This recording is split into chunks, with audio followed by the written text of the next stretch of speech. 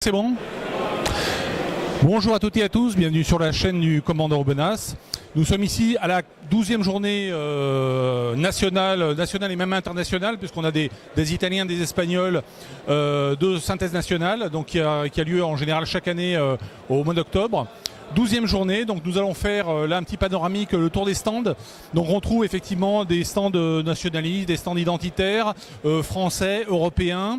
On va trouver effectivement un peu toutes les idées politiques. On a des pro-européens, des anti-européens, on a des régionalistes, des internationalistes, on a des patriotes, on a des personnes qui sont plus branchées histoire militaire, voilà, d'autres qui sont plus branchées ésotériques.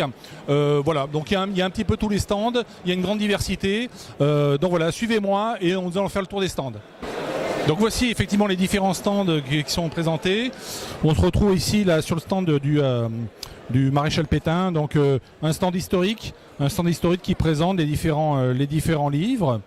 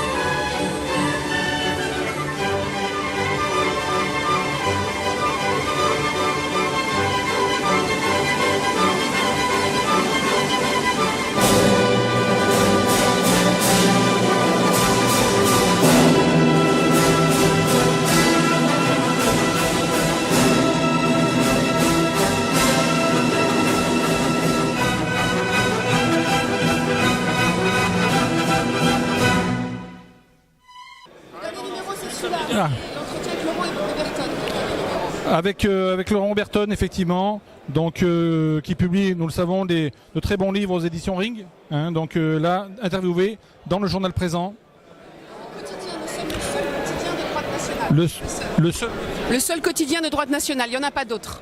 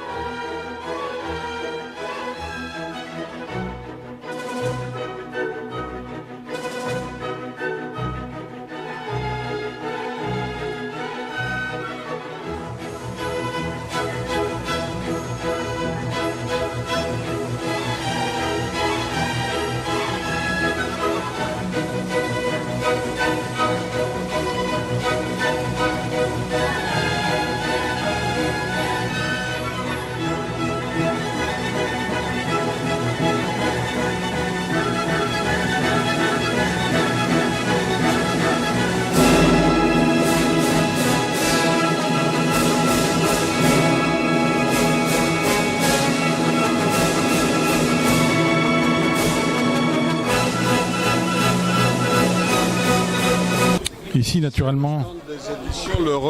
Bonjour, c'est le stand des éditions Le Retour aux Sources. La plupart de vos spectateurs ont entendu parler, je pense, de l'Atlas de Pierre Hillard. Voici la 3e impression, 6000 exemplaires vendus, 2 ruptures de stock, c'est le best-seller de cette jeu de maison, Le Retour aux Sources méritante. Voilà. Je supplée d'ailleurs l'éditeur, je suis Patrick Goffman, je ne suis pas l'éditeur, je suis l'édité, notamment pour mes tout derniers titres, qui ne marche pas mal non plus, sans égaler naturellement le prestigieux Pierre Hillard. C'est la 3e édition de Batafam tous les jours, avec une image un peu adoucie par rapport à la deuxième édition. Nous attendons encore d'être attaqués. Moi j'avais un peu la trouille, c'est mon jeune éditeur qui m'a un peu forcé la main. Mais seulement il faut, comme vous savez sans doute, il faut 3 mois. On a 3 mois de délai pour attaquer un écrit. Les 3 mois sont passés et donc je n'irai pas en prison pour cette fois. C'est dommage parce que mon sympathique jeune éditeur s'est mis aux échecs spécialement pour nous distraire dans notre cellule. Donc liberté d'expression, toujours en danger naturellement dans l'édition française. Batafam tous les jours, un pamphlet naturellement, un pamphlet extraordinaire avec de nouvelles images de présentation. Un peu adouci. Quelque peu adouci, style années 50. Voilà, exactement, aux États-Unis, style humoristique et érotique. Voilà, très bien. Merci beaucoup, messieurs. Merci à vous.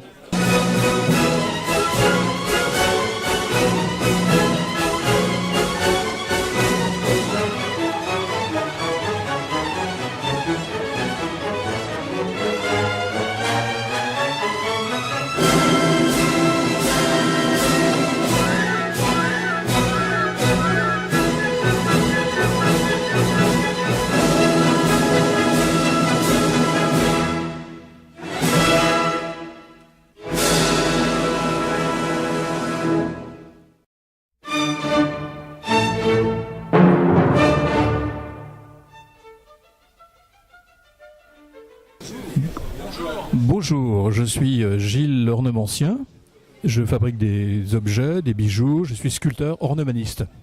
Et là, sous vos yeux, vous avez des objets qui sont tous des objets de symbolique d'héraldisme européenne. Et d'ailleurs aussi, bien sûr. Donc je suis passionné par tout ce qui est alchimique, tout ce qui est histoire, clé d'inconscient de l'objet, comme dirait Jung. Et ce sont des objets qui sont faits avec des matrices de l'école de Paris. Paris était la capitale du monde de la gravure, des monnaies et médailles, et c'est une tradition qui nous vient des Gaulois, qui faisaient les plus belles monnaies du monde, comme le disaient les Grecs, qui n'étaient pas très tendres avec ce qui n'était pas grec. Voilà. Donc, ce sont des objets que je présente dans toutes les fêtes de la grande famille. Et j'ai le prétexte avec ces objets d'en parler en faisant un peu de symbolique, de métapolitique, d'histoire de l'art et des clés d'inconscient de ce que nous sommes, de ce qui nous représente. Donc on peut y voir effectivement autant des images pieuses. C'est un petit clin d'œil. Voilà. C'est une chromolithographie. C'est une chromolithographie qui est assez jolie. Les gens ne savent pas ce que c'est qu'une chromolithographie, mais c'est une technique absolument remarquable qui a été pratiquée. La lithographie a été inventée par Zenfelder et a été pratiquée à Paris à la fin du XVIIe siècle. Et ça, bon, ce sont des petits clins d'œil. Étant un païen bâtisseur de cathédrales, je me dois évidemment d'avoir des objets de sacrés de toute origine, puisque je suis pas du tout fâché avec le Dieu des chrétiens, étant polythéiste. Voilà. Donc effectivement une spiritualité multiforme qui prend ses racines naturellement dans la France et dans la Gaule celtique et dans la France du Haut Moyen Âge. Nous voyons ici effectivement des articles très finement travaillés selon la tradition française. Nous reconnaissons le marteau de Thor, nous reconnaissons différentes épées légendaires. Je vous laisse admirer. Le gui, bien sûr, le gui. En fin de compte, j'essaie d'exalter un petit peu toute l'Europe. Vous avez le formoir des tailleurs de pierre des cathédrales, vous avez des marteaux, d'un l'irminsul, des Germains traités de façon à la manière du 19e siècle. Vous avez le blé qui est le symbole de la fécondité, de la déesse Héra qui était l'épouse de Zeus. Vous avez donc excusez-moi. Oui, le raisin qui est un petit nœud Louis XV, une étoile à 6 branches que l'on trouve sur les ambulances qui est la rune de Hagal, qui est la rune de vie, qui symbolise vers le bas les racines d'un arbre et vers le haut les branches de l'arbre. Les racines de l'arbre, ce sont les ancêtres, sans qui nous ne serions pas là. Nous sommes sur la terre, les parents, et présent et à venir, les branches vers le haut, le ciel, les enfants. Donc c'est les 3 mondes renouvelés, rassemblés, le souterrain, le terrestre et le céleste.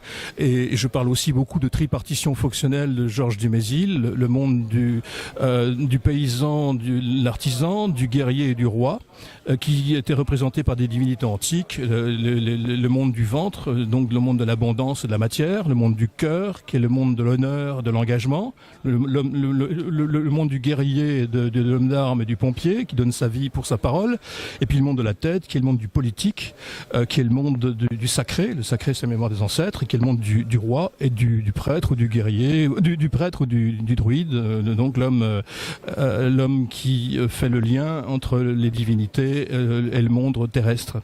Voilà, donc si vous voulez, à travers mes objets, je peux faire un peu de réimprégnation culturelle de ce que sont les racines des vieux Européens. Voilà. Tout à fait. Un travail remarquable, un travail exceptionnel et extrêmement important. Nous sommes dans l'artisanat d'art et nous sommes encore une fois dans l'art sacré. L'art sacré. Donc c'est tout un stand tout à fait exceptionnel. Nous avons ici d'autres articles.